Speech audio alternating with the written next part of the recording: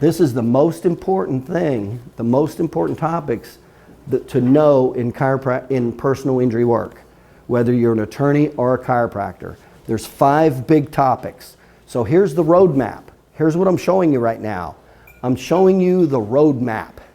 That's what I'm showing you. This is the big picture roadmap right here. Okay?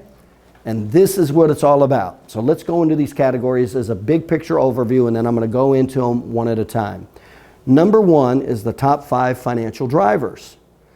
Now, those are the categories that build the injury award. Now, I want you to look up here just a second. I'm going to refer to this board. It's kind of small and hard to see, but I'm going to refer to this board every now and then because I'm going to very easily connect these dots. You're going to see how this is done very easily and how it's all connected. So what we have here is the top 5 financial drivers right here, from 1 to 5. Now that's what builds your injury award. That's what builds the money, okay? Now let's go to the second category, which is the 4 categories to defend the case. In other words, there's common arguments the insurance company will use to mitigate their financial responsibility. The 2 most common ones the attorneys know is they'll claim it was a pre-existing injury, or they'll claim it was low property damage, there can't be much wrong. Those are the 2 most common. The 2 other common ones is they'll say it's subjective only. How many of you have heard that from the insurance company, that it's subjective only? Well, you only have subjective evidence with that soft tissue injury. It's not there. How many of you heard that? Before the night ends, you're going to learn that there's 8 high probability, totally objective tests for the soft tissue spinal injury. 8, not 0, 8. I'm going to cover them. So this is the top 5 financial driver. That subjective is the 3rd one. And then a lot of times at the end, so it's pre-existing, low property damage, subject only, and they'll say it's medically accepted. They'll say it's not medically accepted. I like when they go there. Why do I like it when they go there?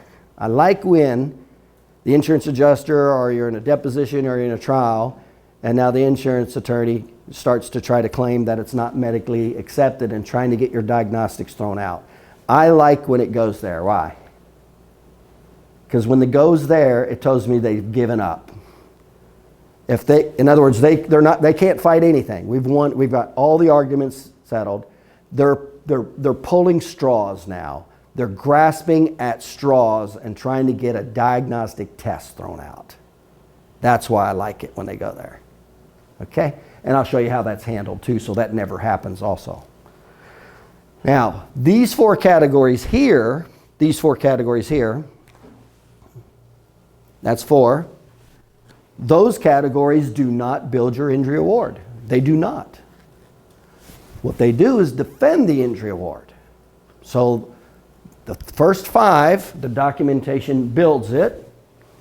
The next 4, the documentation defends from the insurance company mitigating it. Okay? The last one right here is the 12 steps to tell the story. So after you have the documentation, how you deliver it becomes a very significant factor. And when you deliver it in this 12-step formula, it's logical, sequential, it tells the story, and it builds the injury award. That's how important it is.